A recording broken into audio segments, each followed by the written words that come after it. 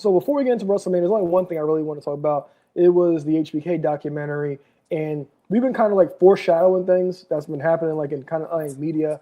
A couple weeks ago, I did a video about how Jason David Frank and the Power Rangers was almost in WWF in 1994, and ironically, the next week they show up in Japan in a TJPW, ironically, and you talked about doing this list or this segment, and Shawn Michaels kind of brought it up on the podcast with Mello and Cass. So we're gonna watch that clip right now. This is about Shawn Michaels being asked about which career does he prefer, and that is his 90s or 2000 run. So we're gonna watch that clip right now.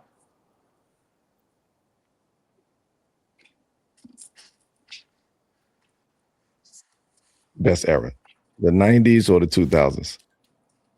So I'll lean towards the 2000s simply, and I know there are the 90s from a professional standpoint. I feel like I would arguably say that I felt like I was better than a lot of people in the game then, but me personally was not in a great place. Gotcha. But the 2000s, I feel like my work was so much better. As you become a more mature player, you understand, momentum, picking your spots, Absolutely. being smarter with the game, being more mature. The game slowed down. Yeah, You know what I mean? Exactly. And I was able to do that in the 2000s and also be able to enjoy it. Yeah. That's the thing that I didn't do early in the 90s, was allow myself to enjoy it, because I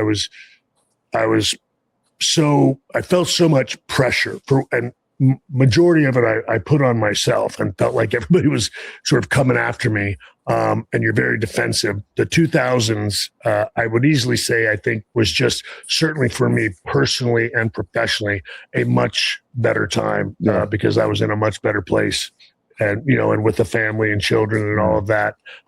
It's hard to beat that time for me. And the perspective that you have too. Word. Yeah, absolutely. I feel like a lot of people. All right. So give me your thoughts on the documentary, and then give me which HBK you prefer. Do you prefer 90s or 2000s? Because this was your idea. So I guess I'm going to go. I got like a three-part answer for that. So first off, the documentary I thought was awesome. Now, any long-term wrestling fan like you or myself, especially if you've been a fan of Shawn Michaels, you've seen one, you've seen two, you've seen five. I mean, I don't know how many documentaries I've seen on Shawn.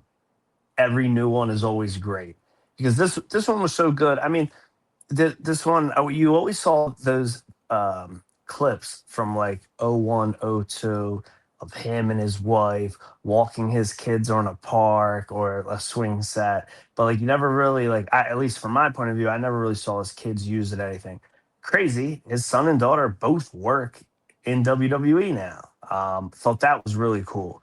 I love the parallel going back and forth. They showed everything from his debut, him training, the AWA, the Rockers debut, one of the greatest heel turns, him throwing Marty through the window, all the way up his ascension from IC title, world title, injury, coming back, world title win, up to his retirement, and then everything he's been doing at NXT. Very well put. I can appreciate in hindsight how a lot of fans had the documentary was awesome. Anybody that's ever liked Shawn Michaels, if you're a casual fan, if you're a hardcore fan, or you're the Laps fan, if you've ever liked Shawn Michaels, you gotta watch it. This thing was great. Hour and a half well spent. Me personally, I prefer the 90s Shawn for multiple reasons. One, when he returned in 02, I saw the first year and a half of it. And then I stopped watching wrestling for 7 years. And then when I started watching it, it's just shy of a year after he's retired. And I'm like, geez, I should have started watching this a year ago. I could have seen him retire. Obviously, he's a more put together person. He's less toxic. He had a better head on his shoulders in that second run. I know some people, to me, you just can't compare. Yeah, he may have had better dancing partners in the 2000s, but what he did in the 90s was something like nobody ever had done. Everyone's still imitating it to this day.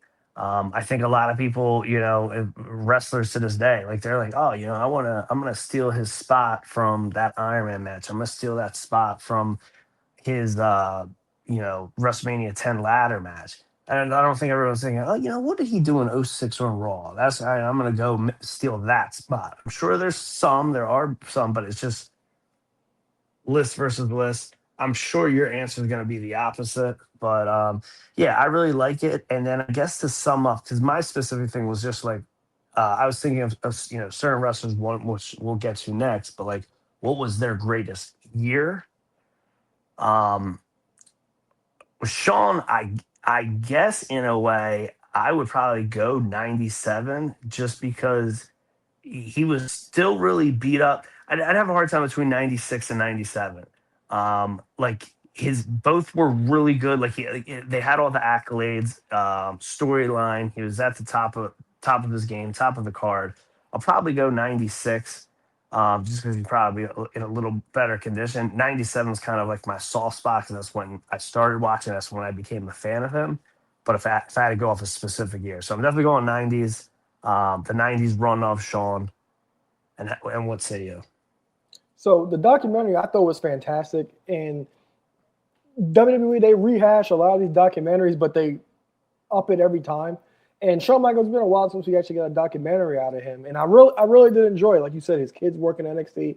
That was like I was like today years old when I found that out. And me personally, I just love a good redemption story. Mm-hmm. And the one thing I really did enjoy was him becoming the NXT coaching. Like Hunter kind of like baiting him to come back, and him having that itch, and then most importantly, you got to hear from the talent and so what he did almost from a day-to-day basis. Yes. And things like that. They even covered when NXT went to NXT 2.0 for that time period before Vince would eventually leave and they would turn back to just the NXT. And I remember that first episode of NXT 2.0. Everybody was pretty much gone. Everybody was new. Like Carmelo Hayes, we saw him on TV a couple of times, but nobody really paid him that much close attention. But it was Braun Breaker, Trick Williams. There weren't many faces that you really knew left on NXT in the first episode of NXT 2.0. But just remembering that and watching how all these guys have built from there, and how a lot of them are like some of our favorites at this point. Like I'll talk about Trick Williams a little bit later. You know how me and you probably pretty much on the same page when it comes to Braun Breaker, Carmelo Hayes, etc. It was just actually really good to see that. Now, for Shawn Michaels' career, I prefer the 2000s. Like I didn't miss that. The 90s, up to 97. Like I saw 97, 98. Well, 97 and the little bit of 98. And then after that, for me, he was the commissioner until he came back in 2002. And those he did have way better dancing partners. And it's like he said in the clip, level mind, level head. He was in a way better place. And also he had better dancing partners because like in the documentary talking about the match with Jericho, the match with Angle at 21, even got a great match out of Cena at that point in time when Cena wasn't the best worker, the Ric Flair match, the matches with Taker, and then also with the young talent with up and coming Randy Orton, Shelton Benjamin, what he did for them. And then also he was also able to go back and put on performances with Triple H, and they'll usually always put Triple H over for the most part. But Shawn Michaels, he always had his dancing shoes on at all times. And if I had to pick a year, his best year, I'd probably say 96. 97, he lost his smile, so he was gone for a few months. He started teaming with Austin, and then after that, the screw job happened. Well, SummerSlam happens, and the Bad Blood Hell in a Cell match screw job, and then that takes us all the way to WrestleMania. But I think 96 was his best year. That's when he won the title, had the match with Vader, had the match with Foley at Mind Games. So I think that would probably pretty much be his best year is 1996. But big fan of the documentary. I highly recommend everybody watching it. And I always love a good redemption story, and people always talking as high of him as they actually do, including the talent. I thought it was great. And just like watching Shawn Michaels, the man, interact with everybody, just fantastic. I can't say enough about it. Couldn't agree